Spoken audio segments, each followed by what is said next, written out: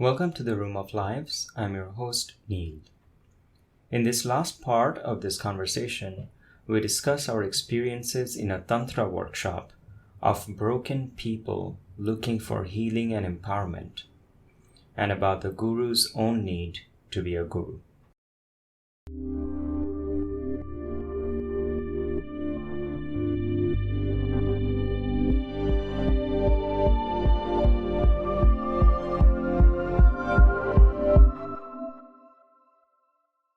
You did a Tantra workshop with us where we made you dance and make some words up about like I am, this, that, and that. And to many people, and I think even you were like, Buddha is this Tantra, this is not Tantra. And it seems like a stupid exercise. But in Tantra, we believe that we are the creators of our own reality, right? And that reality, some reality is like hard truth, like gravity acting on us is a hard truth, but most of our suffering arises out of our subjective realities, like I'm beautiful, I'm talented, I'm worth it, and all that. And so these confabulations happen on that level as well. Like, let's say I ask a beautiful woman to dance with me, and he says no. The eye maker takes that into the and that makes the story that you are rejected because you are ugly, and you are ugly because you are not tall enough, or you have a face that's like this, or you don't have the right dress. It makes up this story. When got in that Tantra workshop, especially, what we try to do is replace that story with another story. That I am, I'm powerful, I'm beautiful, or whatever. And then you interact with the world through this other story, like I am beautiful, let's say. Then a person rejects you, you can interpret the same reality as like, oh, they may be having a bad day, they may be tired, or whatever it is. But which of the two is more true? It doesn't matter which of the two is more enjoyable or but more empowering. In some cases, it does actually kind of matter. Like, there might be when this person I understand what you're talking about, but when this person rejects you, they might have some definite reason in their mind. And if you, in your version, start thinking it's something wildly different, then there could be some delusions creeping in.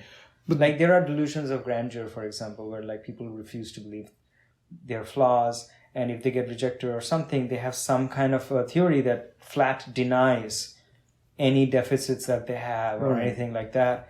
And then I think it can get possibly a little bit toxic, because they could start missing clues, which sometimes in some of the situations, the actual reasons are not spelled out by the person. So there remains a little bit of a gap. So that gap might be taken advantage of. And I've met a couple people like that who just refuse to think that there could be something off-putting about them. There's always something wrong about the situation or the other person or whatever, where I feel like such situations are really calling for them really to wake up and realize what the real reason was. But they're just super pumped up about whoever this new version of them they think that is, and they're just bulldozing through life. It can go kind of to the other extreme. But I mean, in my line of work, I think like most people need more empowering stories. And yes, a few people need reality checks. But I mean, the ratio is like maybe 80-20, or even, like more people they need empowering stories. That was my experience when I went to the Tantra workshop. I felt a little bit like I didn't need as much. That's just what I felt. Right. Might actually in some ways be wrong, that I might be even into a deeper funk that I don't understand how much empowerment I need. But I did kind of feel like there were a lot of people there who needed like something. I don't know, like empowerment is one of them. But a lot of them seem like they have come from some like broken or traumatic past or something like that, where they were having to deal with things that I don't have to deal with, Right. very fortunately. Like, for example, the exercise that had to do with the parents. I didn't have those kinds of, feelings towards like, oh, like this actually, I'm like pretty cool when it comes to a lot of these things. So what I'm curious about is that, do you feel like the people who get drawn to those kinds of Tantra practices in that population, particularly, there's a lot of people who are looking for empowerment, or like, I'm wondering if this tendency is overrepresented in the Tantra seeking population versus the general population. Yeah, I mean, definitely the people who are attending the workshops like this are looking for healing of some type, and the mainstream healing modalities have not, done them the thing they want. But when you start looking at the world through a trauma, this trauma aware lens, I mean, I feel that everybody has some or the other trauma. It may not be, your mom abused you or dad abused you, but it can be something else, and it can be small, like, there was a toy that you loved and your friend broke it. It is a small thing you cannot even remember now, but back then it was a huge thing to you. And then nobody believed you after that. Your mom was like, oh, it's a stupid toy. What is it? Anyway, so just and as I see people even in like high positions in the life, they're functioning in all ways, that internally the thing that drives them can be the story that, oh, I need to impress. I need to impress people with my success. That is God is driving them, and then they come to the Tantra workshop and realize, oh, I don't have to impress anybody. So who knows? I mean, yes, it is overrepresented, but I mean, I see everybody around me as like, oh yeah, they have some story driving them on whatever they're up to. What is your story? Like, could you summarize? Yeah, I feel like I had to earn the love. I had to earn love by, when I was a kid, it was academic excellence. And that was what was expected of me.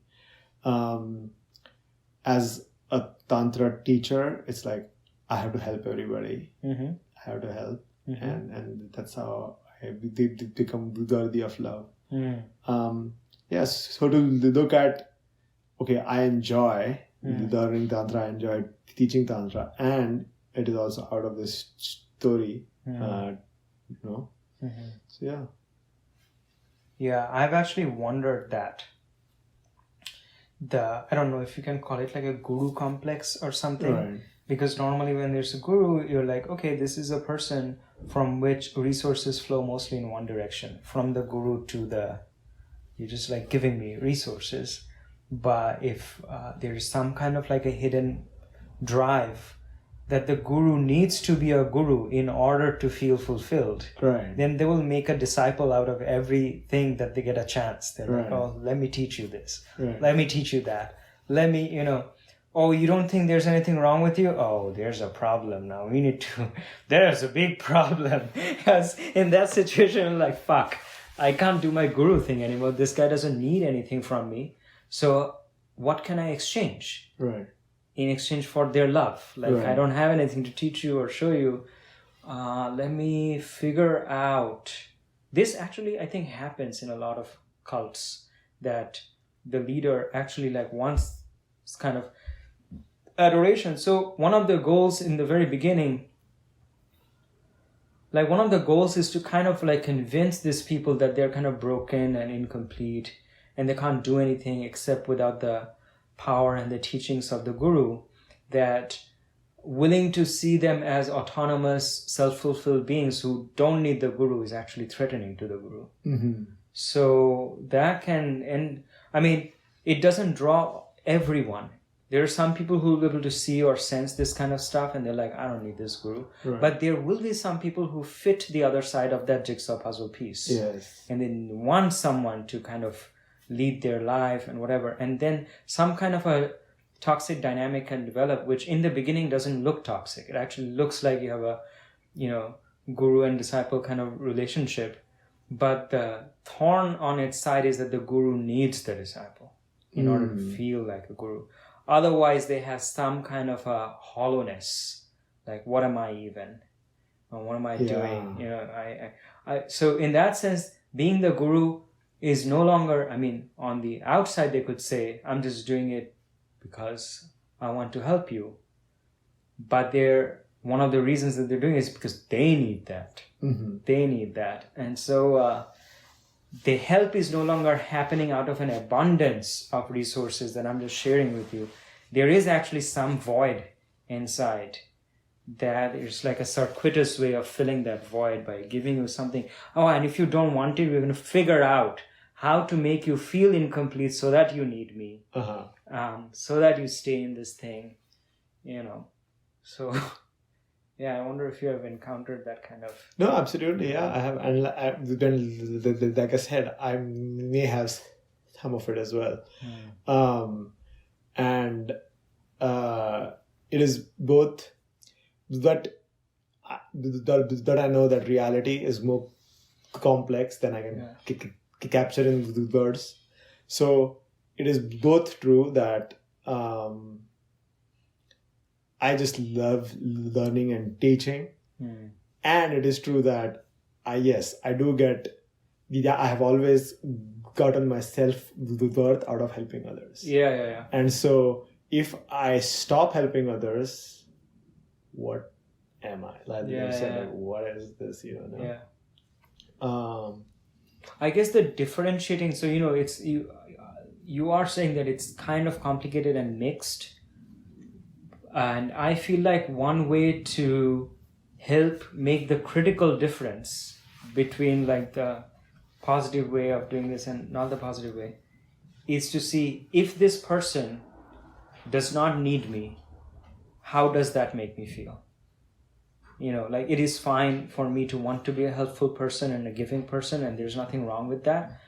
But if I feel like I need to help this person and this person doesn't seem to want any help from me, do I feel kind of bad about that? That's where I think the toxicity like creeps in a little bit. I met one friend, I'm not going to name her, but she and I had many conversations about this to the point where, she was kind of, or started becoming self-aware that she has this tendency that she felt that she could only pick broken people, or she was attracted to broken people. Right. And her purpose in that relationship was to try and heal that just fucked up broken person in some way. Right. Because then she would be relevant. Yeah. And she had told me about this. She had gone through therapy and she had kind of told me about this. And even when she was out like shopping for stuff, she would buy she always had the broken toy that was hers. If she went out to buy some plants, she would take the one that was looking kind of janky or whatever, So she had this thing. So she was aware of this tendency within herself. And she told me in words. But there was one time in which I actually saw it in action. And at that time that it was actually happening, maybe she wasn't even aware that she was acting this out, but I saw it happen. I saw it happen. There was another guy that I knew who she started having an interest in. And this guy was kind of broken in multiple different ways, had different addictions, trauma, weird family history. And she started becoming familiar with this guy and becoming quite excited about him. And she was telling me about this guy and certain things about him. Maybe his like drug use or the fact that he had been in rehab or something like that. And she was almost like so gleeful about it. She was like, whoa, this guy's like so broken. But she wasn't saying it like that. But I could see from the expression on her face, I was like, wow, this is kind of like a fetish to find a broken person. So that means the crucial difference here has been recognized. Like there is no problem in wanting to heal a person. But when you need that person to be broken, that you have kind of like a fetish, then that can be problematic because then that person being fully healthy is not good for you. You want that person to be broken a little bit in just the way that it needs you. So if they start to overcome that and not need you, you're not going to like that. Your conceptual conscious mind might say, no, this is okay, but somewhere inside you're no longer going to want that. So you actually want this brokenness for them in order to get like interest. So in that sense, you're performing the opposite role to that of a helper. You have a vested interest in them being broken to this degree. Right, yeah. And then you could do things somewhat subconsciously or unconsciously to keep them broken that way or make them more convinced that they're broken that way, etc. And I think like gurus do this or whatever. I mean, some gurus could do it. I mean, I'm just not talking about gurus. I'm saying human beings do this to some extent everywhere. Yeah, even like in a capitalistic economy of pharmaceutical industry, Yeah. Like it is more profitable to have a person take a pill every day than, Yeah. So I feel like the litmus test that I'm talking about to ask yourself whether I'm like a real helper or I have some vested interest is to ask, if this person actually feels whole, like they do not need me at all, how would I feel about that? I think that's kind of a litmus test. And maybe you'll have an answer like, the better this person feels and the less that I feel like they need me, the better I feel for them. That's one answer. And the other answer is, no, I need to continue helping this person. Or, if they suddenly feel like they don't need me, then I'm going to feel like, oh, where are you? No, where are you going to go? Something like that. So I think there's like a little bit of a litmus test to know, do you like really actually want their good? Because that's also kind of grasping from your side. Yeah, I mean, there definitely is that in me, right? And part of me thinks like, I mean, you don't have it in humans, but in ants or these thing. They have specialized like warrior ants and gatherer ants, and so somebody's role is to just fight. Their role is to fight. That's their role. And then this urge I have to help. Then if they don't need help, I don't know what else to do. It's like I'm a helper ant, that's what I've gone as. Yeah, no, I get that idea too. Yeah, I get it too. See, like this reminds me of something. I noticed that a lot of the time, I've told you this, I kind of play the role of like a supporter to a lot of people. Like knowingly or unknowingly these days, since I've become more interested in psychology, actually not these days, for a long time, I've just been like counseling people a lot in my life.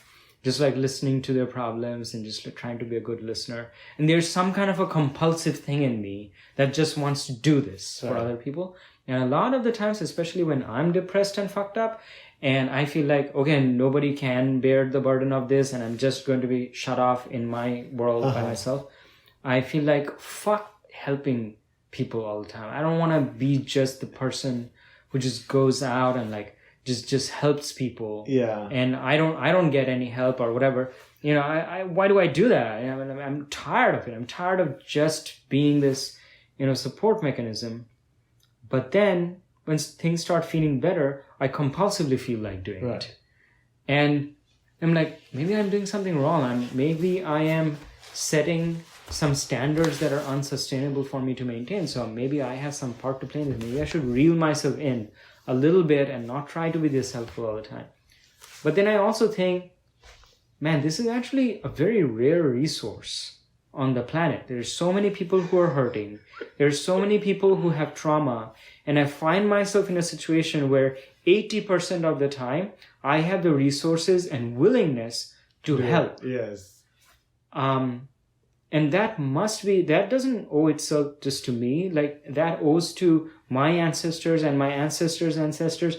What an amazing set of circumstances in which I was born and my life, blossomed, that I have all those capacities. Right. Like, I look around me, most of the people are needing that. Yes. They're just like hungry for it. I'm like, wow, in this economy, I have all this shit and I'm thinking about just like, yeah, I'm just gonna keep it to myself because this particular argument in my head. I'm like, nah, dude, I think it's just like that. It's just, I'm not taking any credit for any of that. I'm just saying it's just like you said, there are some concentrations of some particular resources here and some other resources there. And a lot of life is about the exchange, the mixing, And yeah, I mean, like you said, I have noticed as well that most of the times I'm the most resourced person in the room. And that can be with, my parents, my Tantra teacher, who are like, even people who are higher in me in age, authority, or whatever. I'm still the most resourced person in the room. And so I find it really hard to receive because I can't receive from a person who is less resourced than me. And so I'm always, I'm always offering. And I was frustrated about it. Like oh, I help these people 10 times and then the one time I need help, like they are not resourced like always. So I have to, then find my own help. But I have rephrased it as, I am the most resourced person in the room because I'm being fed. Universe itself. Yeah, it's a great gift. It's a great gift. Yeah. And even at the times that I become so disappointed, none of these people are being able to help me, even 10% of what I help them. Yeah. Even then, there is a fail-safe, which is that I can still help myself. Yes. In those moments, I'm like, I still know how to help myself. And then I think of them like, these people, a lot of them don't know. They cannot help themselves. So even in that worst case scenario where nobody can help me, I am still in a better position than them. I have fucking direct access to those resources. I was like, Neil, what the fuck are you complaining about?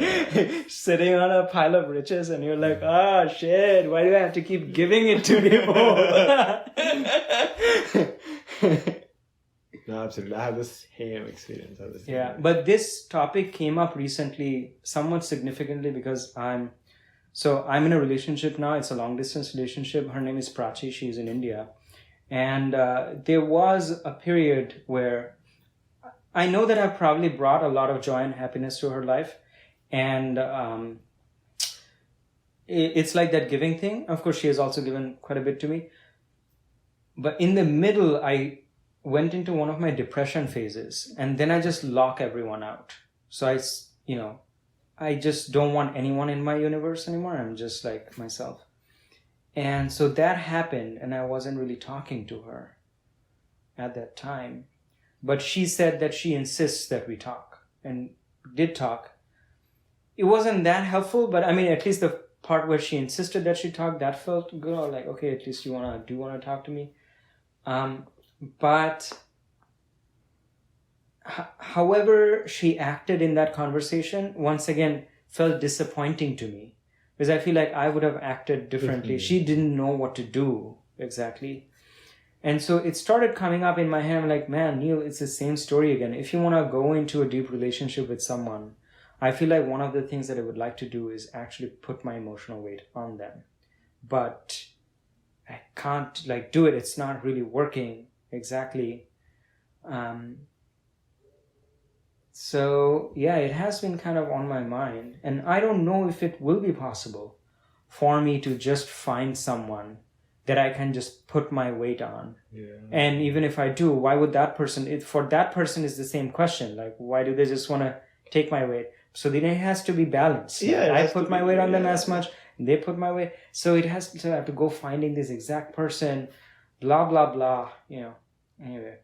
No, I that run into the same issue. So there are two issues I heard that I also face. The one is this being the most resource person, and then having this judgmental mind, which knows what the right thing to do is. I mean, it knows. Mm-hmm. It thinks it knows, and it wants the other person to act to those standards, right?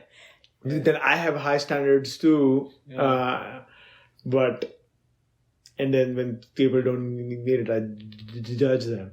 So yeah, those two things have been a hindrance to deeper intimacy in my life as well. Yeah, it's been true. Yeah, so I don't know. I did kind of think about it in my head. I'm like, is it possible to stay in like a kind of like a deep relationship while remaining completely just self-sufficient about when I need emotional help? Because then there is some deeper part of me that is not becoming vulnerable to this person. Right. But it might have to be the case if I can't, I don't know, But I mean, there are practices to become more vulnerable. And so what I think I can't be vulnerable or put my weight on another person about today, sometime later I might be able to do that and just see that it was a little bit of a hogwash. Like,